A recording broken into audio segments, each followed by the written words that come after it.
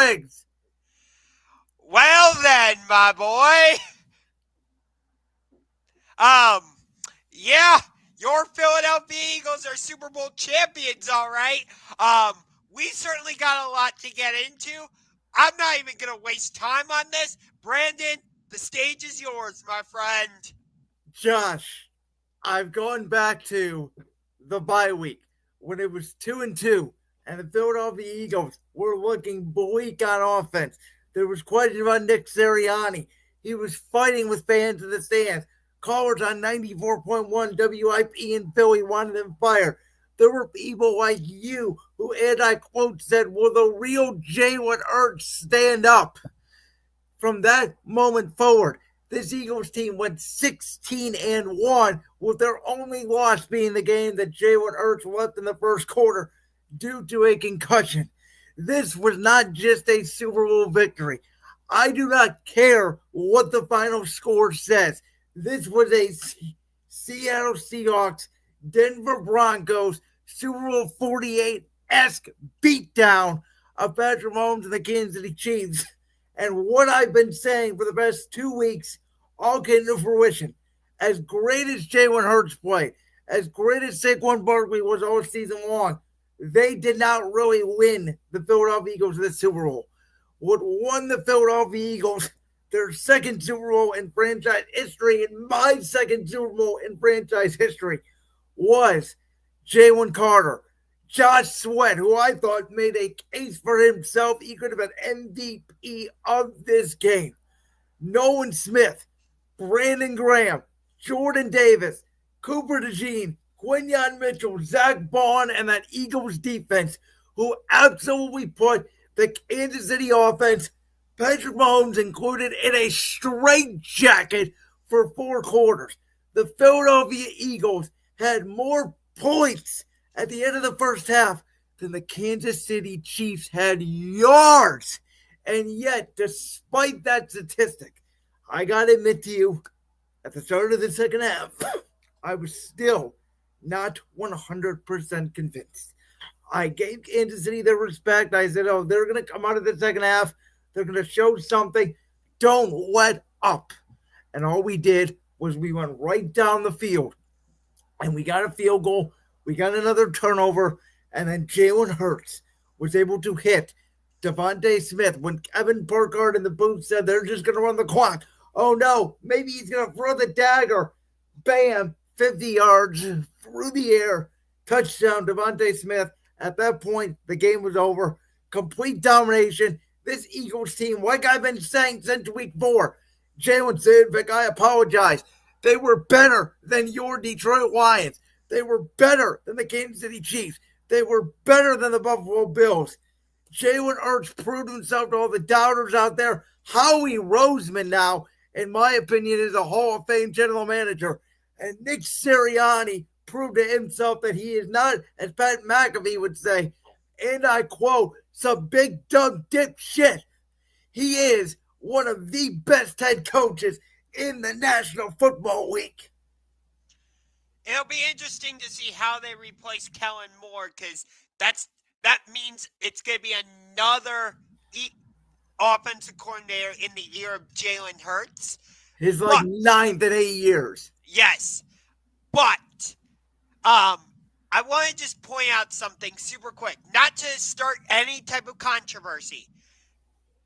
When it came to voting for Super Bowl MVP, I actually voted for Devontae Smith. That's not trying to take any credit away from what Jalen Hurts did or what the defense did, because they both put. America, thank you. They both played great, but I thought that the bomb you're talking about, that was, like you said, that was the dagger. So maybe I'm putting a little too much emphasis on that one play, but for me, I voted for Devontae.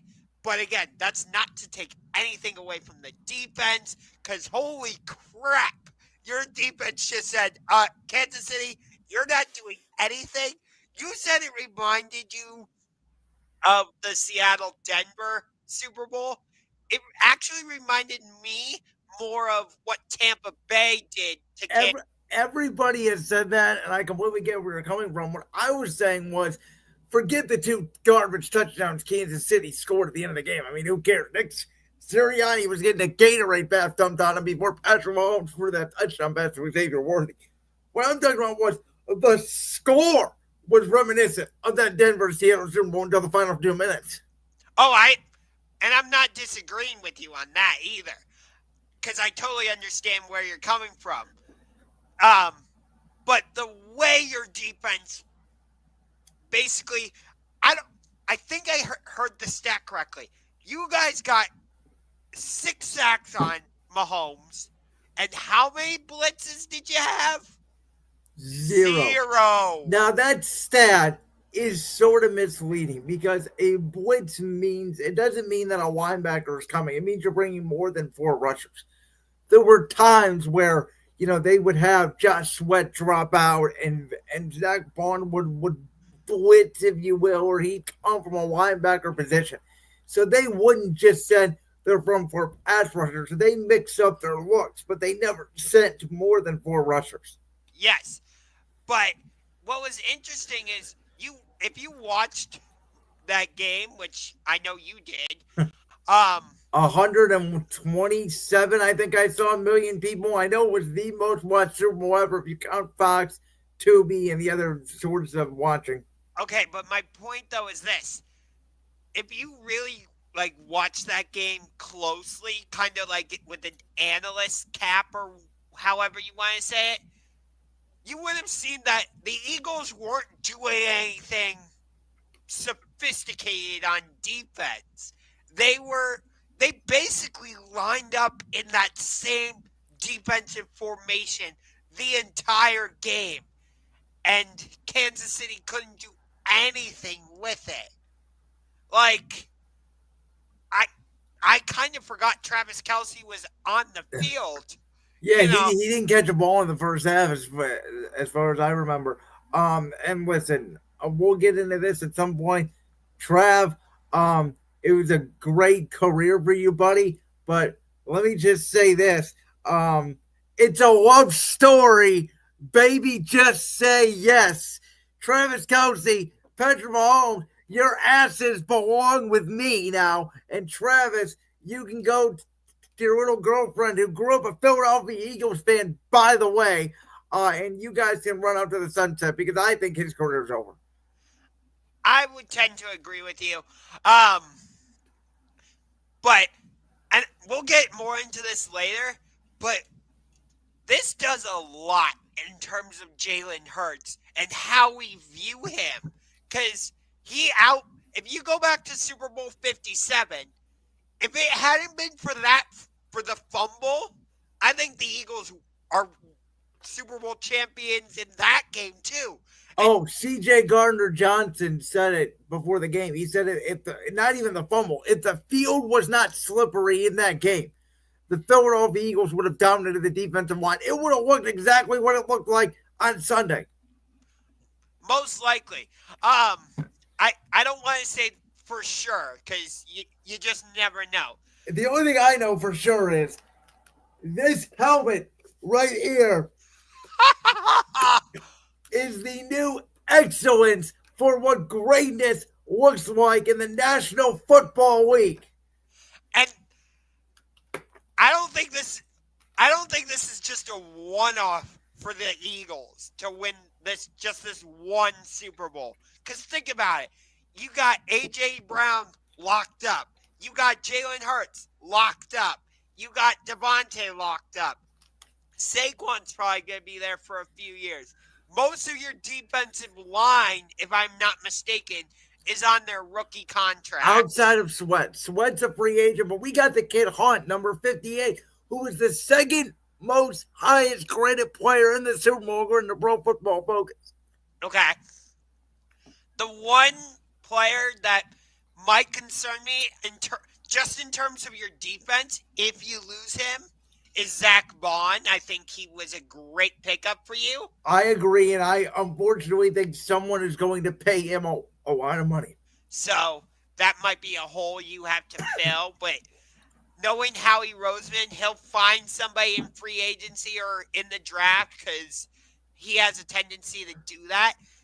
His last like three or four first, just looking at first round in terms of draft picks, all of them home runs, way out of the ballpark.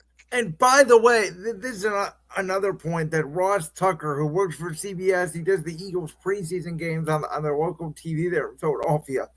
He made a great point, and he said that it's also about not only about how we drafting these guys, but it's about player development because players like Nolan Smith, players like Jacoby Dean, who didn't even play in the game obviously because he suffered that injury against Green Bay. Even Cooper DeJean. These guys, like DeJean, he didn't start the season. He was barely played the first 4 weeks of the season. Nolan Smith barely played his rookie year. Jacoby Dean barely played his first 2 years. So it really is about not only drafting your good young talent, but developing them. Yeah. And we didn't really see much of Quinyon Mitchell in this game either, if I remember correctly. No. And you know why? If you never hear a corner's name, that means that they are doing their job because they are taking away the number one receiver. I mean, he flat out, from everything I've heard from PFF, he flat out took away Xavier Worthy, Juju Smith Schuster, whoever was on that side. Yeah. So, um, this was more about your defense. We'll get more into this in a sec. But, A.J. Brown made a couple big plays in this game. Let's just get right into it. As much as I want to give credit to the Eagles offense, like I said, I voted for Devontae Smith for Super Bowl MVP. You got to give the full credit to the Eagles defense, not just because of the performance they put on, but because of who it was against. You have to take that type of stuff into account. Like, when the Buccaneers did what they did in the Super Bowl, you have to take into account that it was against Mahomes. They did it a different style, too. They blitzed Mahomes. Right. And when we're talking about what you mentioned, the Seahawks-Broncos game, that was against Peyton Manning. When you put on a defensive performance like that against one of these top-tier quarterbacks, whether it's Brady, Manning, Mahomes, whoever you want to throw in there, it just heightens that defensive performance to another level. But just to go back to the offense for a minute, the fact that, they only asked Jalen Hurts to throw the ball, about 30 times. I know it was under that, but I'm just going to round up just for the sake of conversation. And you didn't hear a lot from Saquon. And I remember, a lot of the pre-game discussion, you and I were talking about this a little bit. If the Chiefs were able to, quote-unquote, bottle up Saquon, limit him, not necessarily stop him, because a running back of his caliber, you're not necessarily going to stop him necessarily.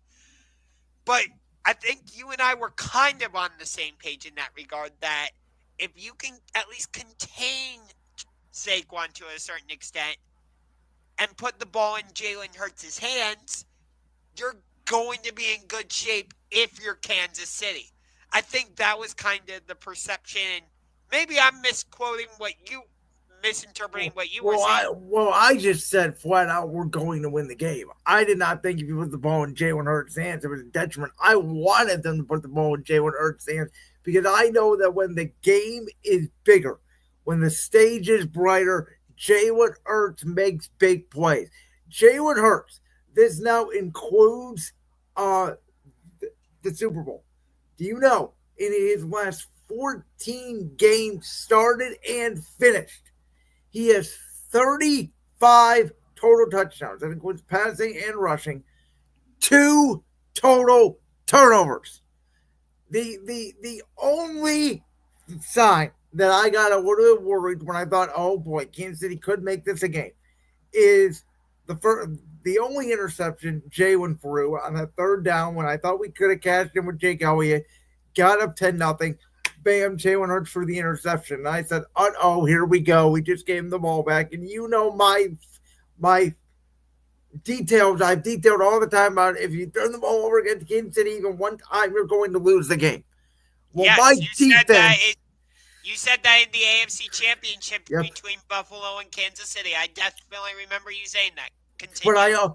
I always said before the AFC Championship game, I said Kansas City hasn't turned the ball over in 8 games. If that's going to come back, it regress back to the mean. They did. They had the one turnover against Buffalo. It didn't hurt them.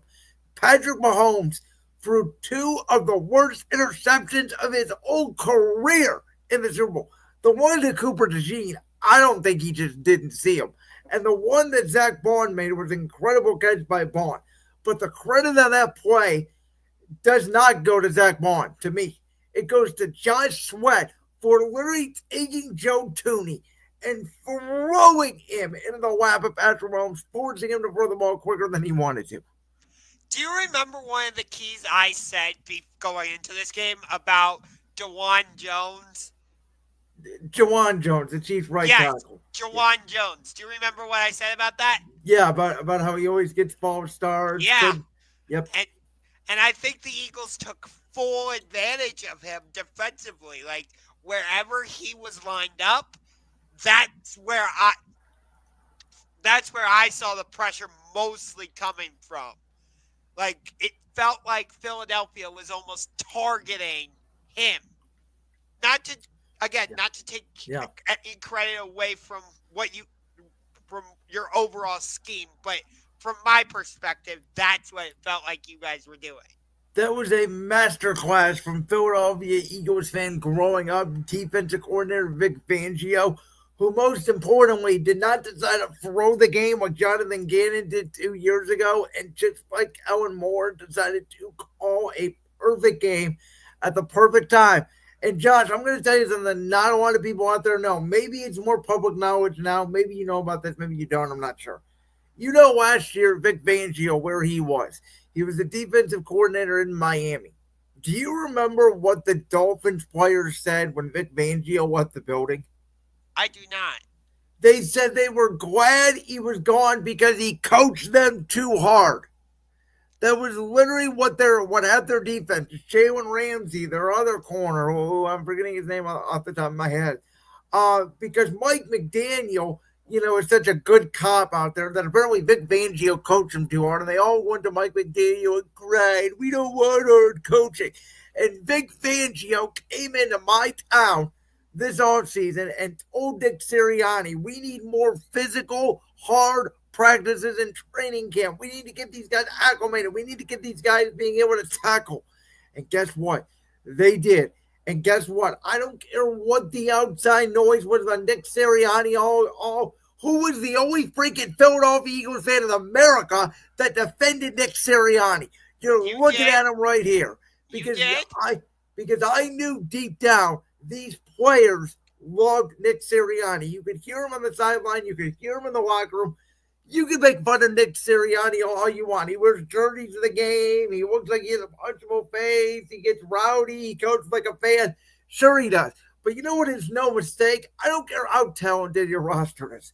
Nick Sirianni, since becoming the head coach of the Philadelphia Eagles, has the best winning percentage in the history of the NFL for how many games he's coached, 50 plus. And he also has the most wins in the NFL at that time, just surpassing who? Patrick Mahomes, Andy Reid, and the Kansas City Chiefs. It'll be interesting to see how that relationship continues to develop between Nick Sirianni and Jalen Hurts, especially with them having to bring in another offensive coordinator. As we mentioned earlier, Kellen Moore is going to be the next head coach for the New Orleans Saints.